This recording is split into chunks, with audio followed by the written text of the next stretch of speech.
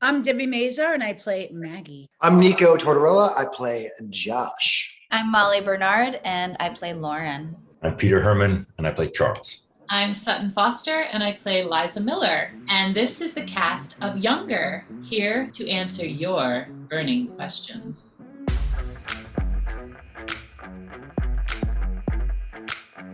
What were my first impressions of my castmates and did they change over the years? Wow. My first impression of Sutton Foster was, she knows my line better than me. I had scenes with her mostly in the pilot, and she comes from theater, and I haven't done a lot of theater, so I was sort of like, not intimidated, but she had this it was like a whole otherworldly thing going on where I could see her in her brain remembering the pages. And I was like, oh my God. And I had like my little tiny sides in my hand. She was just like so happy and nerdy and cool at the same time. And I just was like, oh wow, this is gonna be great. I didn't know what to think about Lizzie McGuire. Oh my God, like my kids watched Lizzie McGuire. I never got to watch it. Hilary Duff, she's like an LA girl. And then when she came on set, she was like a bad bitch. Like she was like pro, tough mama, fierce and funny. Nico, for me, he was like this, he was younger. I mean, when you looked at the footage of when we first started, I was like, whoa, like you were all shaved and young, but you were always to me sort of like a little brother and sweet and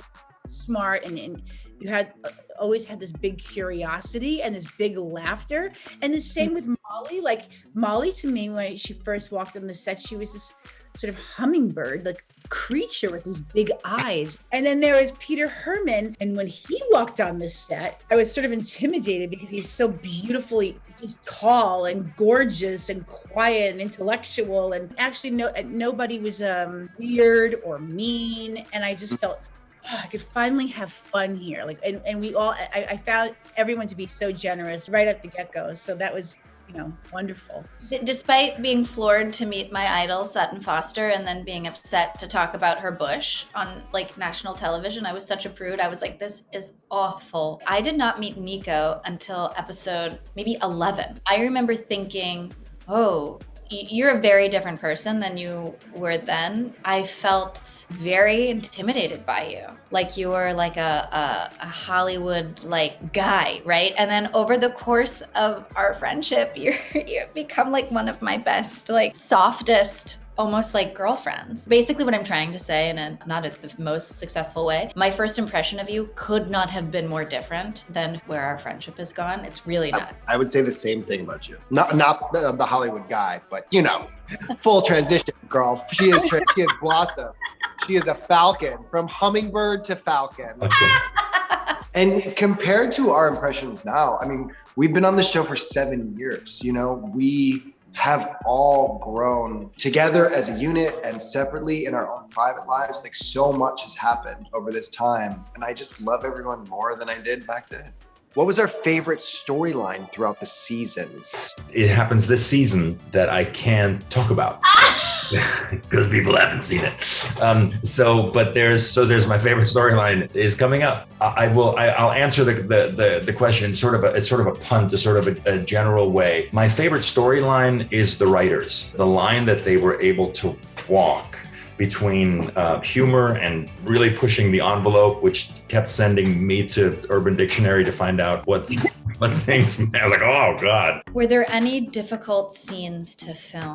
I think to the blind eye, it seems like, oh, it's all fun and games and it's, all glamorous and la-di-da. The days are very long. The scenes are often quite complicated and they usually have a lot of different parts and shots and setups to them. For me personally, I think it was season 5. Lauren was sleeping at the female club based off of The Wing called The Nest. I had this emotional scene with Hill in the bathroom of that female club, and the line, failure is not an option. I just thought about for days and days and days leading up to it. I need to make sure that we see that she's suffering, but it's not a drama. Learning how to modulate that was a real learning moment for me, but that was my hardest scene. Sutton and I had a lot of tense moments over the years. Whenever we would show up to set and we knew that we had that scene, we couldn't even look at each other. tears were there and it was about to go down. Those days were the hardest for me, for sure. And most rewarding, I would say. The moments where I got to see you guys acting in front of me and then also see the monitor, you could like cut the tension with a knife. We were so lucky to see those. But I really hated it. It was like every scene where like there was a whole season where Hillary and I, every scene was like, that was the worst. Right. Her character was so mad at me. That's the thing, is like, everyone gets mad, every season, everyone's mad at me. So we have like all these like fights. Debbie, you and I, like, Maggie and Liza are always pretty good. And you know what's hard for me is always being the one in the kitchen who's either stirring something that's not actually there, pouring like grape juice, white wine, or club soda, or making coffee. And I'm like, get me out of this apartment, Darren. I can make it look real, but it just got boring after a while. And I got the gift of getting a subway scene, which I asked for 7 seasons, and at least this season I got that. So we had so many amazing guest stars and recurring characters, an incredible list. I think my favorite might have been Josh Pace, who plays Lauren's father. I don't quite know how to describe it. This impish expertise to his delivery. This season he gets hammered and he challenges someone to a push-up contest. And I can't remember what the line was, but it was utterly original, never been said before. That was the case with every one of his lines somehow. Just so wonderfully well done. And then there was also Kristen Chenoweth's, she can do a slow one-eyed wink, which is super creepy. Oh yeah, Molly can do it too. It's just, God, that's weird. We also have Janine Garofalo this season. Yo. It was amazing. Amazing. The stars are unbelievable. You're forgetting about Kathy Najimy, who's a national treasure. How do I feel about how the characters' storylines have ended, and how do I see their futures? I echo what Peter said, is that I really feel like the writers took good care of everybody. And I will say that I read the final script. I can't say anything, but I read the final script, and which they gave us like the day before the final table read, because the writers are assholes and they won't tell us anything, and they would always like withhold everything.